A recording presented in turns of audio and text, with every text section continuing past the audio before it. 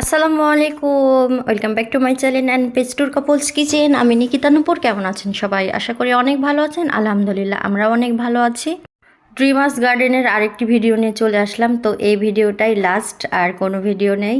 তো আসলে অনেক ভিডিও দিয়ে ফেলেছি, আপনারা কি বিরক্ত হচ্ছেন নাকি জানি না। তো আসলে সব ভিডিওগুলো কি আপনারা দেখেছেন বা কেমন লাগলো অবশ্যই কমেন্ট করে জানাবেন। আশা করি আপনাদের ভালো লাগবে। আগের ভিডিওতে দেখিয়েছিলাম, তো খাওয়া দাওয়া শেষ করে একটু রেস্ট নিচ্ছিলাম, তারপরে এই তো ঘোরাফেরা আবার শুরু করলাম। এটা কিন্তু বিকেলবেলা, আর বিকেল থেকে একদম সন্ধ্যা অবধি আমরা ছিলাম। এটা হলো আরেক সাইড, এই সাইডটাও কিন্তু অনেক অনেক সুন্দর, পুরোটা ফুলে ভরা আর গাছপালা। এখানে কিন্তু অনেকগুলো গাছপালা আছে, অনেক ধরনের গাছ আছে, আম গাছ আছে, আর অনেক গাছ আছে যেগুলোর অতটাও আমি নাম জানি না। মার্শাল্লাহ, এই জায়গাটাও কিন্তু অনেক সুন্দর, তাই না? অনেক সুন্দর, প্রকৃতিতে ভরা, খুবই ভালো লাগছে। আর মানে এত এত এনজয় করেছি সেই দিন, সারাদিন অনেক ভালো লেগেছে, খুব অনেক আনন্দ করেছি, সবাই মিলে অনেক ঘোরাফেরা করেছি।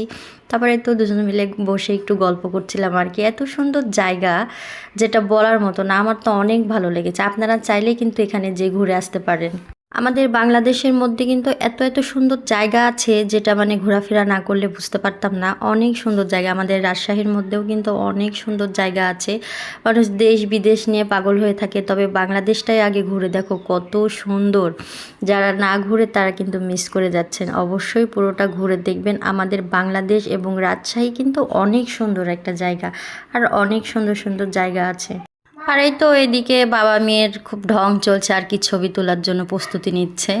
তারপরে তো এদিকে আমি আর আমার মেয়ে একটু ঘুরে বেড়াচ্ছিলাম আর কি, খুবই ভালো লাগছিল। আর এত পরিমাণ বাতাস ছিল, খুব ভালো লেগেছে। বাতাসও আছে, রোদও আছে, সব মিলিয়ে অনেক সুন্দর লেগেছে।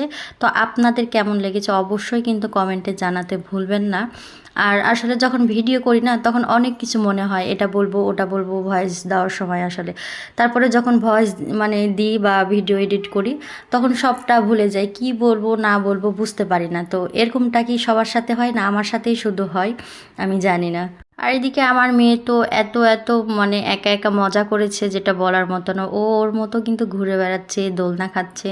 আর যেহেতু দোলনা আছে, ও কিন্তু দোলনা খুব পছন্দ করে। আর দোলনা আছে যেহেতু, ও অনেক মজা করেছে, দোলনা খেয়েছে প্রায় সারাদিনই।